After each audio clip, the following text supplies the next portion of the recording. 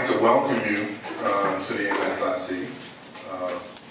It's a very special time for us here, and I'll get to that in a moment.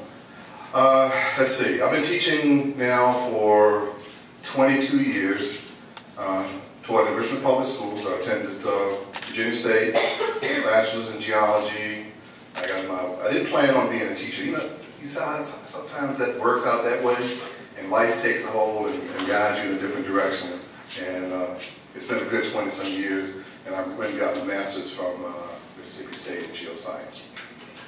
I've taught in Richmond, taught at John Tyler, U of R, and SUNY Rockport, mostly meteorology, geology, climatology classes, and some planetary science. Okay, now this is what's special. 50 years of the MathScience Innovation Center happens this year, back in 1966. Well, Star Trek is 50 years also. I gotta get that in there, but enough from Star Trek, we'll come back to that. 50 years, back in 1966, I called the founders, the ones who had a vision to create this place. And you can see the school divisions that got us started, and I think most of the school divisions are represented in the room today.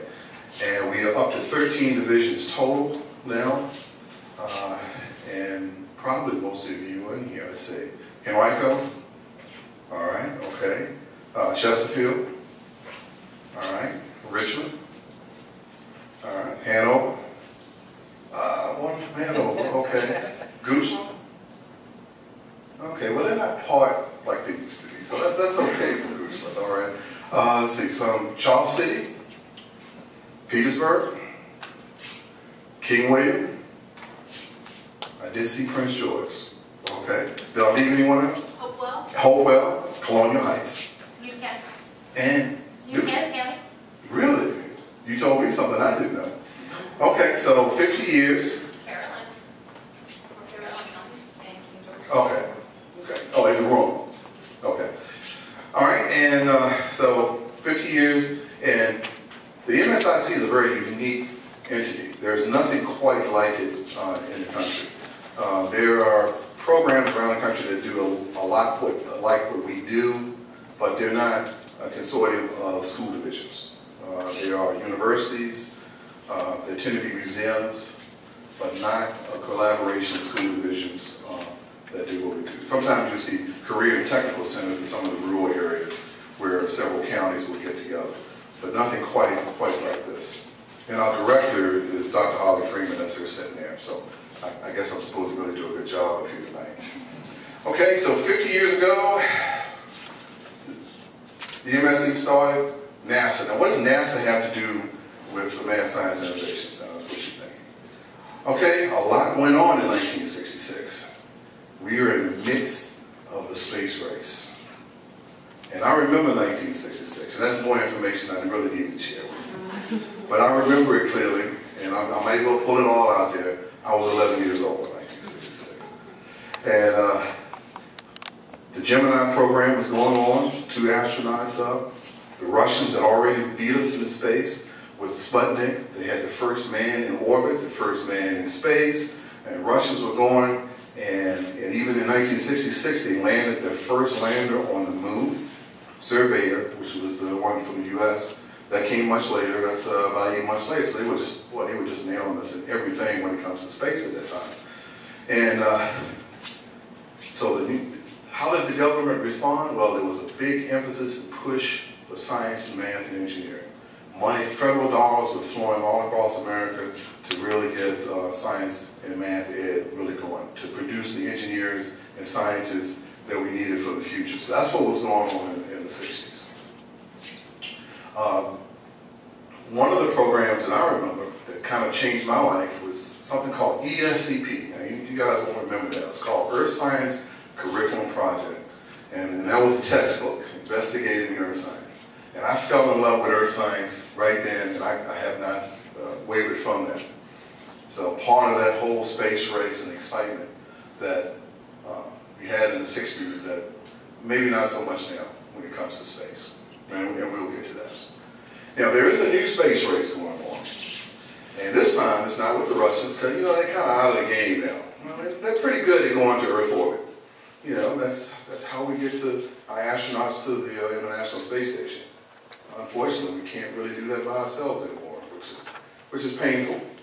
But, you know, we're working on it. We're working on it. The space shuttle program, space shuttles got a little old, so we had to retire them, so we depended on the Russians. That's about $77 million per astronaut round trip. That's a pretty expensive round trip ticket. Okay, so we can't get there, so we have the new space race with private companies, public sector companies that are, private sector companies that are working to get into space. And SpaceX is one of those companies that are doing pretty well. And actually, there's a launch from Wallops Island this evening, and you may be able to scoot outside about 7:35, 7:40 and see it. And that's a private company. It's a resupply mission to go up to the International Space Station. So there's several companies that are doing that. So that's the new space race. That's what's going on now. And SpaceX is run by Elon Musk, and a pretty amazing scientist. It also has Tesla. Any Tesla? Anybody got a Tesla? We're teachers. They don't let us drive Teslas. And he thinks we can get to Mars before NASA can get to Mars. So we just have to see. All right, back to Star Trek. Now, I'm sure everyone's seen Star Trek at some point in your life, even if you were forced to sit down and watch it. Okay, some of you. But you know, a lot of scientists that are today and engineers got their inspiration from that show. And when you start talking to engineers and designers, first thing they said is to watch Star Trek in the 60s or the 70s or the 80s, and that's what they wanted to do. They wanted to work in the space program. They worked hard in math and science in school, so they had an opportunity to work in space. So Star Trek did. A lot of the technology we know today had this inspiration from Star Trek. And all that took place in that boom time of science and math in the 60s. And there may be a movie that released that you may have not seen. And I do have a still picture from this movie.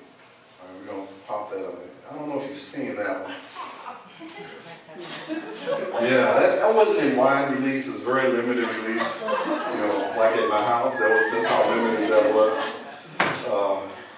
I think we were fighting the Klingons right there. It was pretty intense. It was something from down at MGM Theaters Studios down in Florida. Okay. All right, so where are we now? What's going on now? We just talked about the 60s, but the word is STEM, right? STEM. My wife would tell you sometimes I'll wake up and call it STEM. You know, because you hear it so much. And we're trying to make an effort to again, recapture that 60s period of science, math, and engineering, and technology. Some things are not going too well now. In the 60s, we were never number one. And a lot of us think we used to be number one in math and science on standardized tests worldwide. No, we never have. We've always been in the top. We used to be in the top 10, but we've never been number one. But our numbers, as you can see, have fallen off over the years, and we're not doing too well. So the challenge is how to fix that. How to get it. So that looks bad, but then our vision of education is a little different in some countries. You know, we tend to want our students and our children to be well-rounded. Okay, we want them to be exposed to the arts and music and sports, and you know, we want a well-rounded child. In some countries, it's a really narrow focus, and they do well in science and math, but they're not really that social. So I don't know, you have to find that balance, but we have to work toward getting those scores up nationally. Now, my area is geoscience, and I've taught earth science in Richmond Public Schools. I do earth and environmental science here. And I've been concerned, and I call it, is there a war on earth science? And you guys can share some of this with me. Now, some of the schools, you know, I go to high schools and middle schools all through Central Virginia, and oftentimes I go primarily to work with earth science teachers. But the earth science teachers are teaching oceanography, or they're teaching environmental. And so where's the earth? Well, we don't have any earth science. We just have one section of earth science. So what are the rest of the ninth graders taking? Oh, they're taking environmental. You know? Well, why are they taking environmental? Well, we had trouble with test scores. Okay, so that happens in some places. All right, so let's not do earth science, let's do environmental, biology, and they're done, and give them a standard diploma, pat them on the back, and send them on their way for life. Okay, that happens. Okay, that's one part of the problem. The other part of the problem is, we really want them to take earth science. We want to get them into chemistry and physics and AP. Earth science is not a real science, as Sheldon says on Big Bang Theory, right? And so we really don't want our children to take earth science. Now, is that any of your experiences in any of your schools? I'm seeing some nods. Okay. All right. Well, long term, why is that a problem?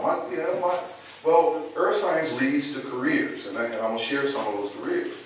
And we don't think about it. We think about all the careers in biology and chemistry. We have a chemist speaking a little bit later. She's going to share all those exciting careers. And we hear about the medical field, but you often don't think about earth sciences or geosciences that often. Okay. So what does geologists do, geoscientists do? Well, we kind of look at the understanding of the earth. We got to study our planet, learn about it, predict the future, just in a very general sense. Okay, now, there are dozens and dozens of careers in geoscience that you may not have heard of, and I won't begin to try to go through all of those tonight. But someone has to do these jobs. These are important jobs in our society. And when people are not exposed to a type of science when they're in high school or middle school, they don't think about it as a major when they go to college. They've never heard geology. Just maybe they get a little bit in the 6th grade. And so when they're in their junior, senior year, and they're trying to figure out what they're going to do with their lives, oftentimes they're not thinking about these careers. So what happens is my generation, I like this word, age out of the workforce. Okay, we have to replace these people somehow. And there are not enough people in the pipeline to move on into geosciences. So we are dependent on people, importing folks from outside of the country in order to fill some of these jobs. So as teachers, my goal, and I go around and talk about geoscience careers quite often, a lot lately, is to make sure that students are exposed to geoscience and earth science, and maybe down the road they will take a look at some of these fields. And some of them are very practical fields, and a lot of them are very lucrative fields. Now, I don't want to talk too much because I want you to stay in education, so I don't want to talk, get you all excited, and you run out here and find your grad program and try to walk away from teaching. We can't have that happen, but I will share a few numbers with you. Let's see. Well, we know our atmospheric sciences. That falls under geoscience. Researchers in climate, meteorology is a little bit separate. Air pollution, Department of Environmental Quality, hire atmospheric scientists. Environmental geologists is a very popular field. Geochemists is a very lucrative field. Good chemistry background. Usually looking at minerals, a lot in hydrocarbon fields and oil and gas there. Geophysicists, and if you have a physics background, it's easy to make the transition. Very lucrative field. But on this first slide here, probably the most lucrative fields are hydrogeologists and hydrologists.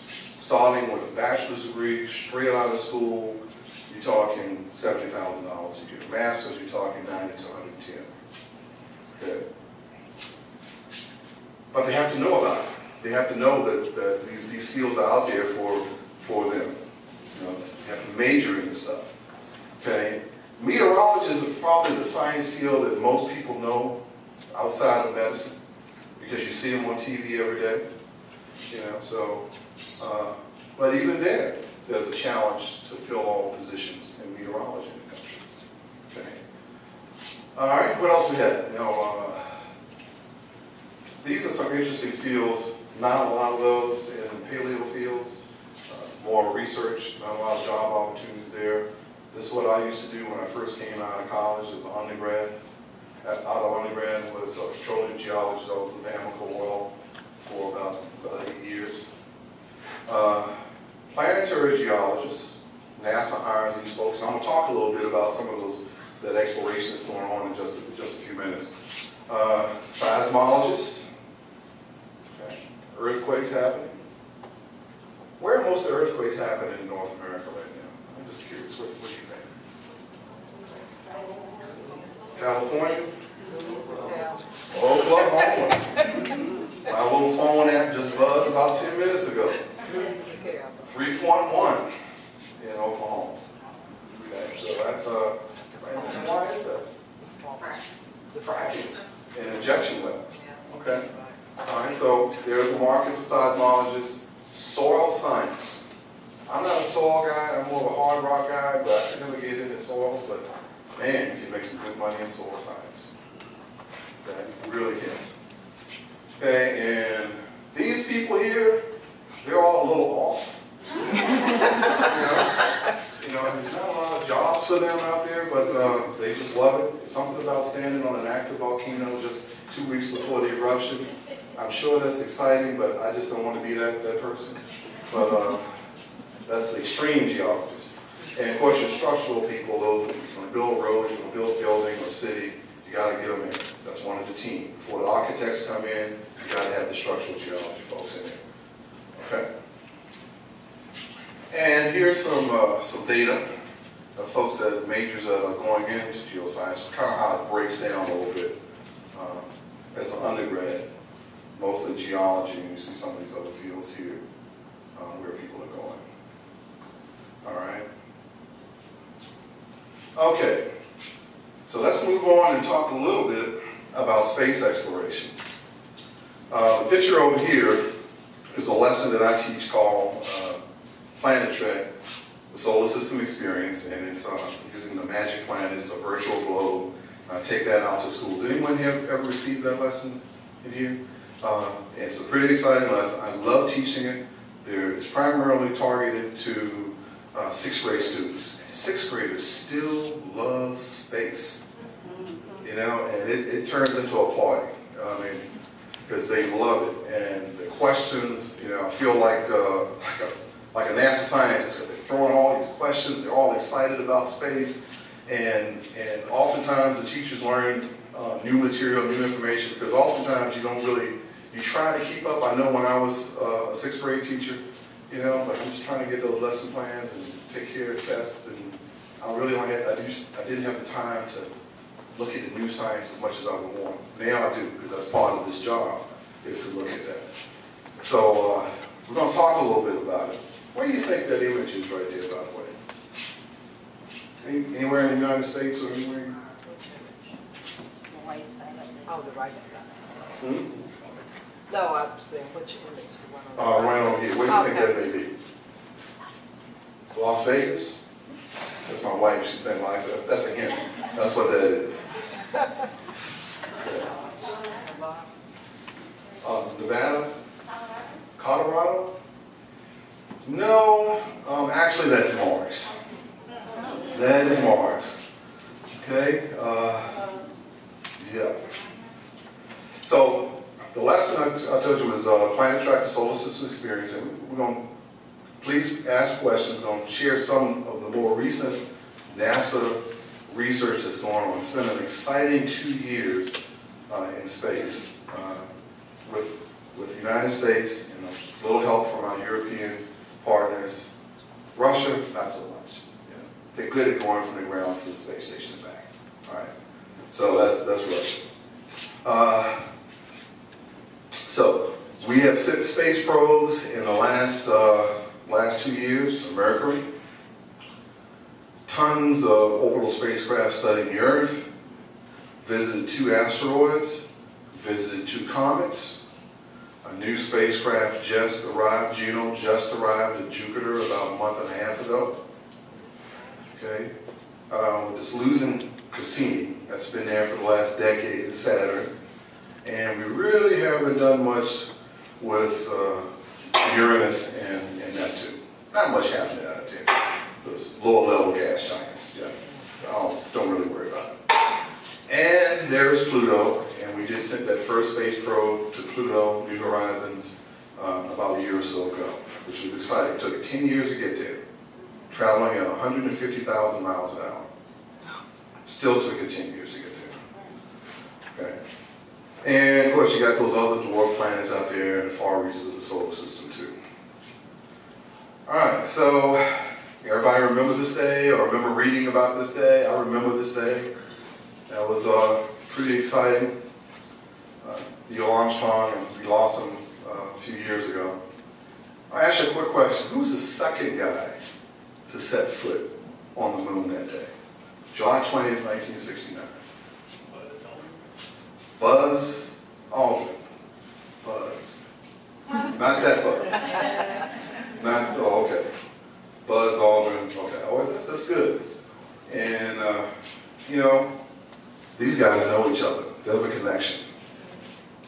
You know what that connection is? That's where he gets his name from. And I can prove they know each other. Look at that. Yeah, I'm not saying they hang out together. I'm not saying that, but they do know each other. And we don't want to forget Michael Collins. He's still living. This guy is pretty amazing. He's got a new book out. He plays a general in a low-budget science fiction movie. He's still a consultant with NASA, and he's 86 years old. I want to be that guy. That's something. Okay. All right, so let's look at Mars. That's where all the action is. That's the second busiest planet in our solar system, right? That's Mars. So these are the active space probes that are there right now. Mars Odyssey has been there for a while. We've got the Europeans have that. I call Maven the Virginia spacecraft because it was launched from Wallops Island. Okay? And we've got 2 rovers on the surface, still working. Okay? And we have, this is something that really irritates the Russians. I'm picking on Russia tonight. India has a space probe in orbit around Mars. I bet you didn't know that. Okay? Speaking of foreign countries, China just sent 2 astronauts up today.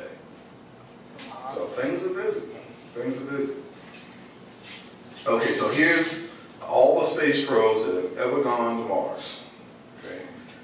Only 7 successful landings, and those are all USA. And I don't get a shout out or something like that? Okay. All right. And now, I'm going to pick on them one more last time, and I won't pick on the, no, I still got to pick on the Russians. See these little red flags here? That's the old Soviet Union. Either they miss the planet, or they blow up on the pad. But they did team up with the European Space Agency, and they launched a mission to Mars about a month ago. So I'm pulling for them. Okay?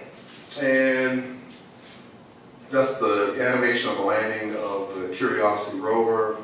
That's the Opportunity rover. Been there since 2003, and it is still rolling along on Mars. Sending back pictures and data, which is amazing. You know, these people need to build cars. If you can roll around on a cold alien planet for that many years, that could be an awesome vehicle. Okay? And we know that Mars, and a lot of this, you know, Mars had water in the past, overwhelming evidence there was water in the past. Some evidence that's currently water on Mars. That's a more new, recent discovery. Okay, that's Curiosity. That's a big rover. Okay, 8 feet tall, 6-wheel drive, 15-inch wheels. I think maybe they should have rolled with some 20s. That's what I'm thinking. But they went with the 16s. Okay, and oh, how did that get in there? Okay, all right. You gotta say it. All right. Okay. Thank you. Okay. So here we get a little sense of scale of the probe. And again, Curiosity's been there. Opportunity's been there since 2003. Here's Curiosity. How many seen The Martian? All right. Recognize this little guy right here?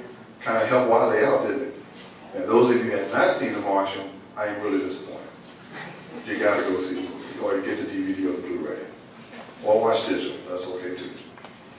All right, so here we're looking at some images from Mars. You know, Mars is an interesting place. About 150 degrees below zero at night, 20 to 30 degrees below zero in the day, except during the summer, near the equator. It gets to be about 75 degrees outside. Isn't that cool? You just take that space helmet off.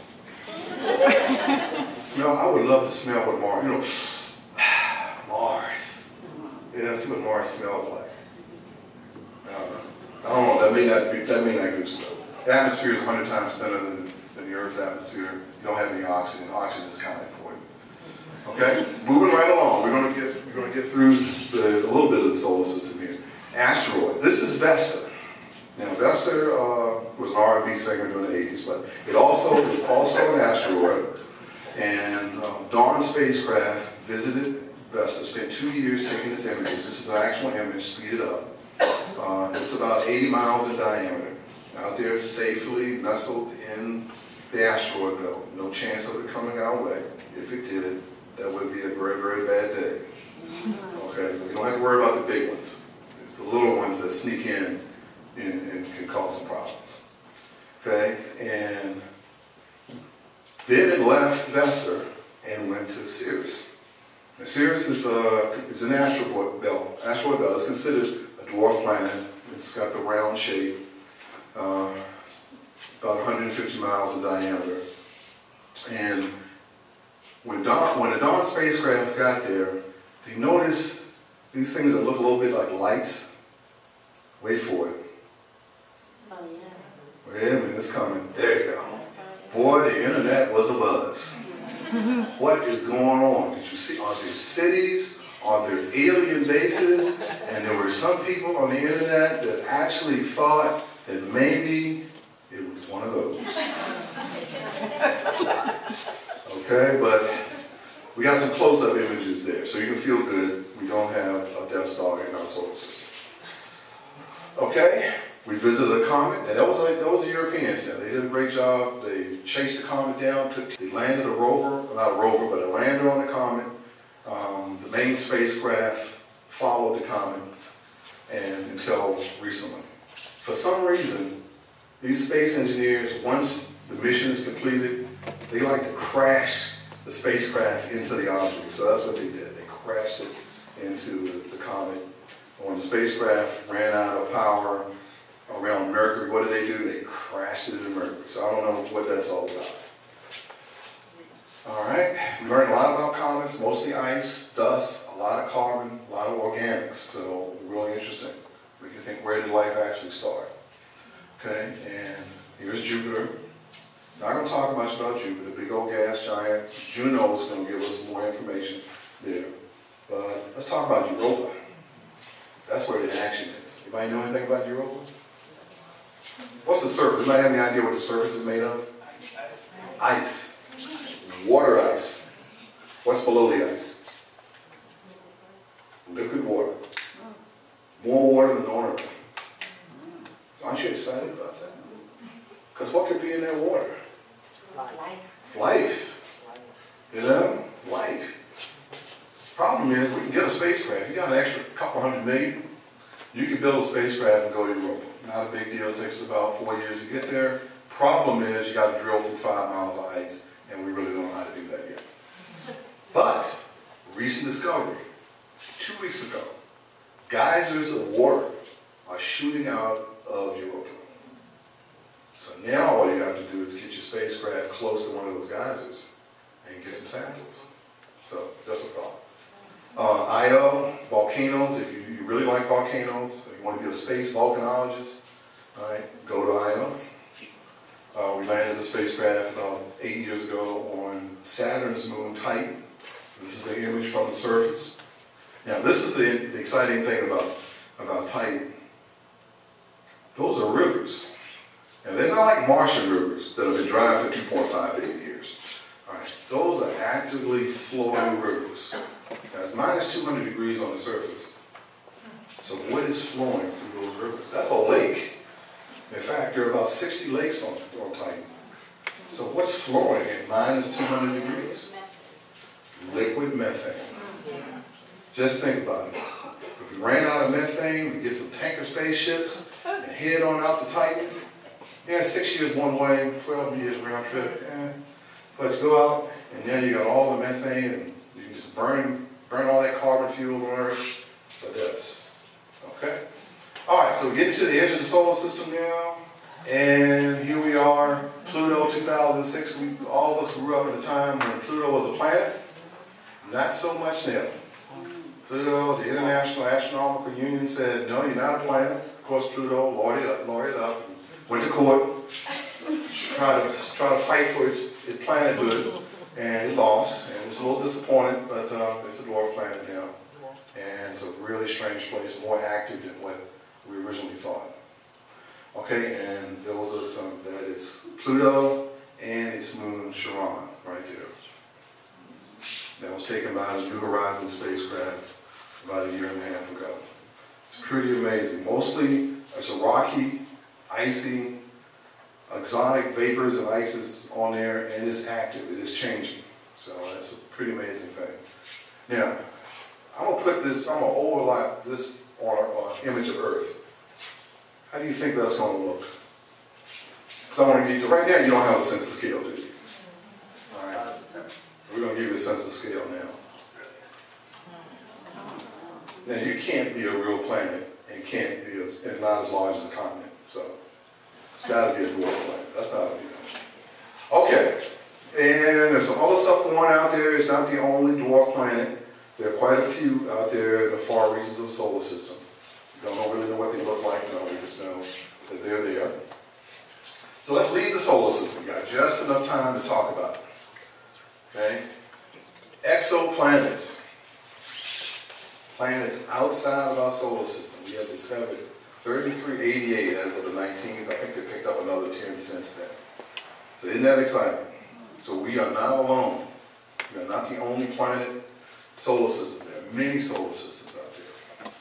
Okay? And even more exciting than that, all these planets we discovered, wow, some of them are larger than Jupiter, some of them are smaller than Jupiter, some of them are hot Jupiters that are right up next to the stars, some of them are super Earths, twice the size of the Earth, but they're rocky, some of them about the size of the Earth. And guess where we found an exoplanet? You want to know the name of the closest star to our sun? You might see the old Lost in Space TV series back then. But they were trying to get to this place, Alpha Centauri. Well, one of its companion stars is called Proxima Centauri. And it is 4 light years away, 4.2 light years away.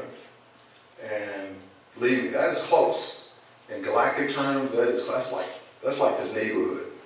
Okay? That is really close. Okay? And it has an exoplanet. And it's in the Goldilocks zone. You know, that distance from a planet, from a star, where liquid water is possible. It's right there. So only 4.3 light years away, just a mere 25 trillion miles. We can get there in 19,000 years at 150,000 miles per hour. That's how fast the spaceship ever to leave the Earth. 19,000. And I ask students, how can we get there? And of course they say, you got to build faster spaceships. Yeah, that's true. That would help. Then you kind of run into some Einsteinian theories there. But 19,000, but I was, what school? Tomahawk Creek. Yeah, 2 days, last week. All right? And I said, well, how do you get there? And this young man looked, he said, you need to build a big spaceship. And I said, how big? He said, it has to hold thousands of people. You know? And I said, why thousands of people? He said, 5,000 or 6,000 people. And I said, well, why? Why do you need so many people? And then a young lady right beside him, he said, well, if you don't, they're going to all be cousins in a few years. I said, okay, stuff is happening at Tomahawk Creek. Okay, but I said, well, the multi-generational ship, when this discovery came out, this was about 2 months ago that this planet was discovered. You know, again, the internet is buzzing about how we get there, spaceships that can travel near the speed of light, and all these theories and designs coming out. Yeah, that's not happening anytime soon. So don't get too worked up about getting there. All right, and I'm just going to show you. I think we're right on the money here. I'm going to show you what it looks like out there.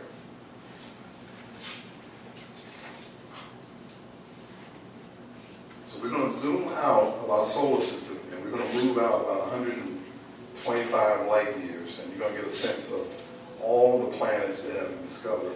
Let's see, can I get it dark in here? Yeah, that's perfect.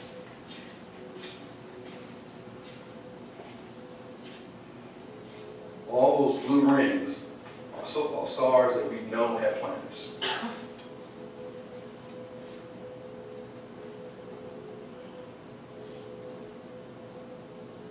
If this was Star Trek, we would call that the Alpha Quadrant, if any fans.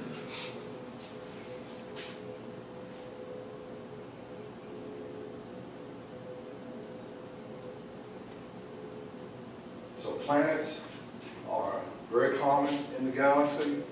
It's believed now that probably one out of every 5 stars have planets. They can be red dwarfs, they can be yellow. If it's a yellow star like our sun, it's almost guaranteed it has planets. So you're talking trillions and trillions of planets in our galaxy alone.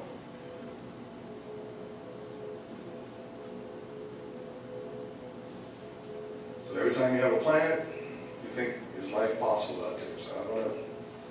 That's a lot of planets.